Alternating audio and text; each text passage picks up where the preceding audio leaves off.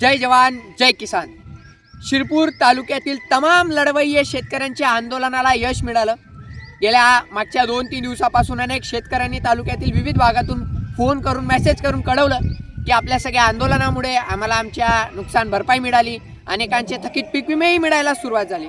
खरं तर हे आंदोलन आपण कसं केलं, कशापासून सुरुवात केली ते सांगण्यासाठी मी इथं आलेलो आहे। शिरपूर फर्स्टच्या माध्यमातून आम्ही ही चळवळ अनेक वर्षांपासून राबवत आहोत। चळवळ खरं तर ही चळवळ जिवंतपणाची लक्षणे असतात असं म्हणलं जातं आणि या चळवळीच्या माध्यमातून आम्ही सगळी तरुण मंडळी निघालेलो होतो। 7 ऑक्टोबरला महाराष्ट्र शासनाचा अतिवृष्टीचा GR जाहीर झाला, त्यामधून सपशेलपणे शिरपूर तालुक्याला डावललेले होते। तर ते का डावलण्यात आले हा प्रश्न घेऊन तमाम सगळ्या आमच्या लढवय्ये तरुणांनी ठरवलं की आपण याच्यावरती मोर्चा काढायचा आणि प्रशासनाच्या दिरंगाईच्या विरोधात लढायचं। त्यानंतर शेतकऱ्यांनी या मोर्चाला यावं यासाठी या मोर्चाची जनजागृती केली।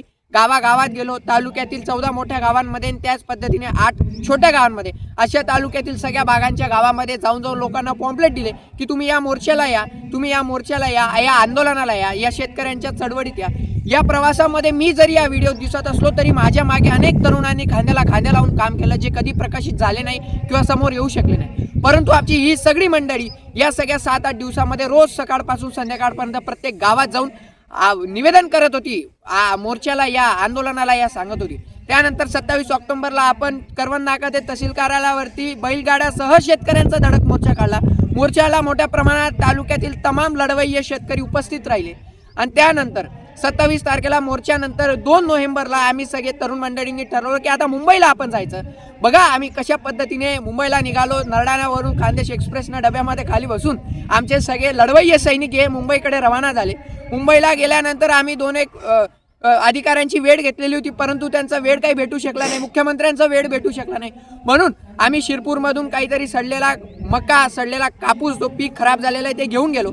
आमच्या निवेदनासह ते मंत्रालयाच्या बाहेर ठेवलं, मंत्रालयाच्या प्रवेशद्वारावर ठेवलं, काही मुख्यमंत्र्यांच्या आवासाबाहेर ठेवलं की मुख्यमंत्र्यांना जरी आमच्याकडे यायला वेळ नसेल तरी आम्ही आमचं निवेदन आणि आमचे सडलेले पिकं हे तुमच्या दारी ठेवून जात आहोत। आता तरी आमच्या तालुक्याला अतिवृष्टीमध्ये घोषित करा।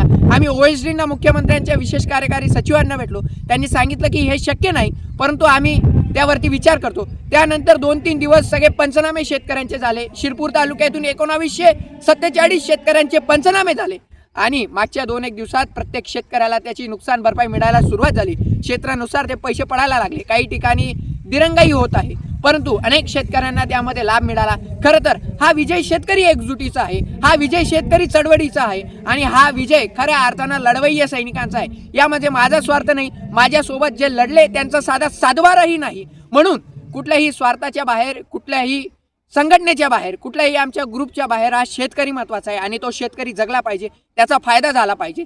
या अनुषंगाने हा मोर्चा काढलेला होता आणि त्या मोर्चाला खऱ्या अर्थाने यश मिळालं। आपल्याला सगळ्यांना त्याची नुकसान भरपाई मिळाली आणि फक्त 1900 किंवा 2000 किती 2 कोटी मिळाले असतील, 20 कोटी मिळाले असतील, इथं थांबून आपल्याला चालणार नाही। ही चळवळ गावापासून सुरू झालेली ही चळवळ ही दिल्लीपर्यंत न्यायची आणि अशा पद्धतीने शेतकऱ्यांना त्यांचा हक्काचा पैसा मिळत राहू आणि तो जर मिळत नसेल तर त्यासाठी आवाज बनवून लढण्याची आता गरज आहे। आम्ही तर आवाज बनवून लढत राहू। आता तुमची साथ हवी आहे। येत्या काळामध्ये अशाच पद्धतीने प्रत्येक अन्यायावरती प्रतिहार करत राहू, लढत राहू आणि ही शेतकऱ्यांची चळवळ ही आबाधित ठेवत राहू।